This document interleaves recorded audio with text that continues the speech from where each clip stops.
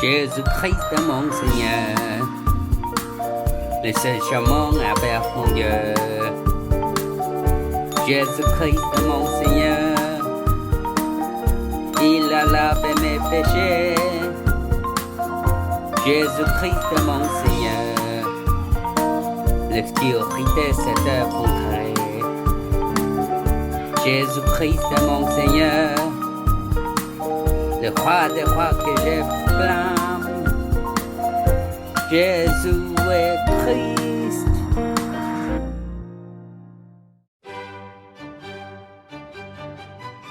Ne dormez pas dans la mort, mais criez jusqu'à la fin. Jésus est le Christ. Les serviteurs du maître de la maison vinrent et lui dirent: Seigneur, n'as-tu pas semé une bonne semence dans ton champ? Comment se fait-il donc qu'il y ait de la mauvaise herbe? Il leur répondit: C'est ton ennemi qui fait cela. Les serviteurs lui dirent: Veux-tu que nous allions l'arracher? Non, dit-il, de peur qu'en arrachant la mauvaise herbe, vous ne déracinez en même temps les blés. Laissez l'un et l'autre pousser ensemble jusqu'à la moisson, et au moment de la moisson, je dirai au moissonneur: Arrachez d'abord la mauvaise herbe, il y a là en garde pour la brûler, mais amassez le blé dans mon grenier. Matthieu chapitre 13, versets 27 à 30. Dans Matthieu 13, 24 à 30, partageons avec nos enfants. Jésus nous a raconté une autre parabole après nous avoir raconté l'histoire de la semence semée à bord de la route, champ pierreux, épineux et bon. C'est l'histoire d'un homme qui a semé de bons graines dans son champ. Un homme a semé des graines dans son champ. Mais cette nuit-là, une personne très mauvaise est venue et a semé de la mauvaise herbe dans les champs sans que personne ne le sache. Les mauvaises herbes nuisent aux bonnes graines. Puis, petit à petit, les bonnes graines et l'ivraie ont commencé à germer et à produire du grain. Ce n'est que maintenant que les serviteurs ont commencé à voir la paille de différentes manières. Les serviteurs ont dit au maître du champ: Maître, nous avons semé de bonnes graines, mais d'où vient l'ivraie? Le maître a répondu: Une très mauvaise personne est venue et fait ça. Ils ont dit au maître: Alors, vous voulez qu'on enlève l'ivraie? Le maître a répondu: Laissez-le tranquille. J'ai peur que lorsque l'ivraie est arrachée, même le blé soit arraché. Laissez-les pousser ensemble jusqu'au jour de la récolte. Le temps de récolte est enfin arrivé. Le maître a dit à ses serviteurs de retirer d'abord l'ivraie, de les lier en gerbe, puis de les brûler toutes. Le blé était récolté séparément et mis dans la grange du maître. À travers la parabole du blé et de l'ivraie, Jésus a dit que le royaume des cieux est comme un bon fermier qui sème de bons grains et porte de bons fruits. Quelle est donc la bonne semence dont Jésus a parlé? C'est la semence de Christ. Lorsque la semence de la vie de Jésus-Christ est semée dans notre corps, nous pouvons recevoir le salut et devenir un tas de bénédictions de Dieu qui portent de bons fruits.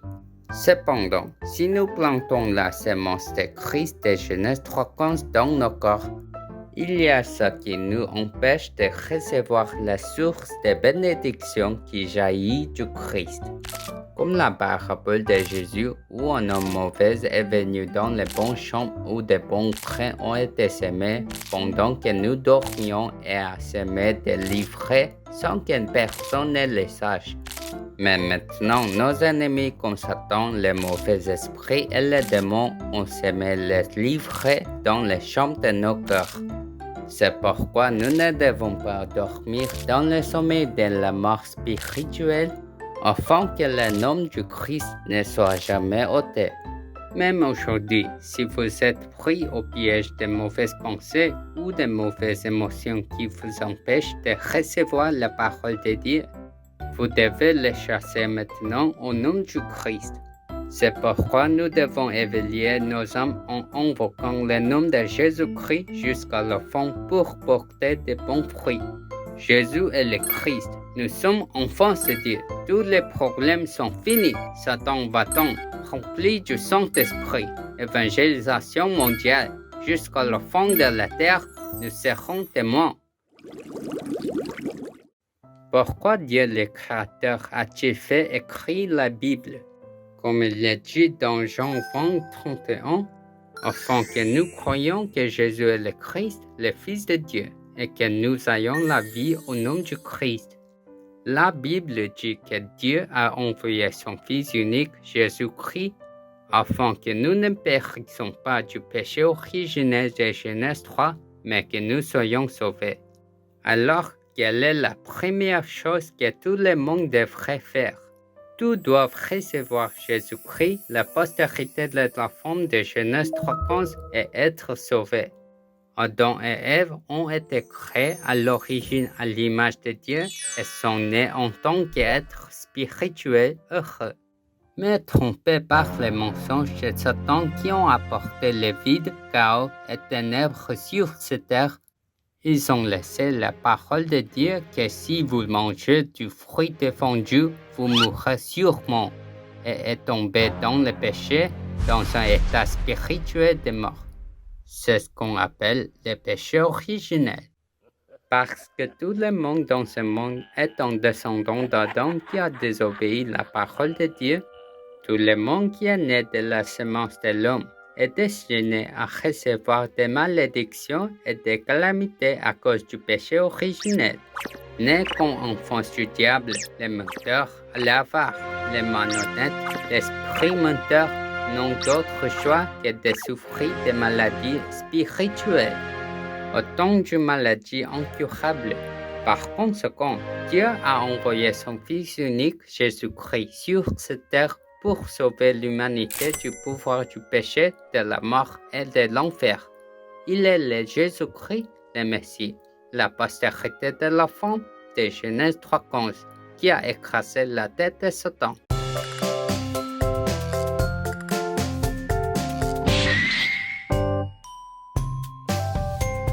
Genèse 3:15, l'alliance c'est Dieu, la postérité de la femme.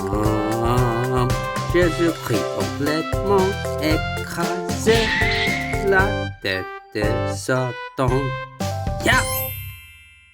Jésus-Christ, le Fils de Dieu, a mis fin à toutes les malédictions que je mérite en mourant sur la croix et en ressuscitant des morts. Alors, maintenant, il est avec moi en tant que Christ, l'Esprit de la Sainte Trinité. Alors, que doit faire un enfant de Dieu qui a reçu l'Esprit du Christ ressuscité, le Saint-Esprit qui est avec vous?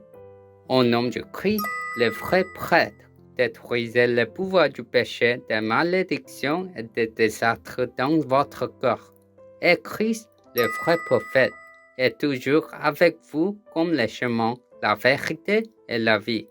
Ainsi, les champs sur les routes qui est toujours bruyant, remplis de pensées dans le corps qui viennent du diable.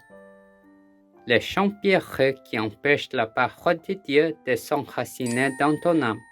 Le travail du diable qui vous met en colère et vous dispute même pour les plus petites choses, comme un champ épineux. Détruisez-le dans vos corps au nom du vrai roi, le Christ, par le combat spirituel. Alors, mon cœur et mes pensées qui ont été tourmentées par Satan deviennent clairs et complets. De plus, mon corps faible et malade est vraiment guéri. Dieu a planté la semence de vie en Jésus-Christ, la bénédiction qui mène au salut dans le cœur de nos enfants. Par conséquent, même si l'ivraie que Satan a semé est en vous, n'ayez pas peur ou ne vous découragez pas. Parce que nous sommes des enfants de Dieu qui avons complètement échappé à la main de Satan. plus que marchons sur la tête de Satan au nom du Christ de Genèse 3:15, la semence de vie. Plus la semence de vie de Jésus-Christ grandit dans nos enfants et donnera de bons fruits, puissent-ils devenir des gens merveilleux de l'Évangile. Je suis un enfant de Dieu qui a reçu la vie éternelle en Jésus-Christ. N'ayez pas peur, vous ne vous découragez pas, et proclamez le nom de Jésus-Christ maintenant. David, le jeune berger que tout le monde connaît bien, n'a ni peur ni découragement devant le général Goliath, qui a insulté Dieu.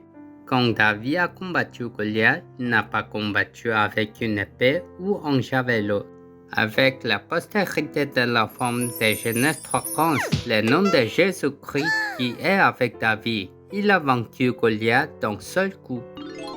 Alors, ne te laisse pas décourager par aucun problème et proclame au nom du Christ la semence de vie semée en moi. Et continuez la bataille spirituelle d'écraser la tête de Satan qui s'aime livrer dans le champ de mon cœur. Et je te bénis pour devenir le sommet spirituel qui porte de bons fruits. Dieu Tout-Puissant, merci d'avoir semé la semence de la vie de Jésus-Christ afin que nous soyons sauvés, et bénissez-nous comme vos enfants qui ont reçu la vie éternelle.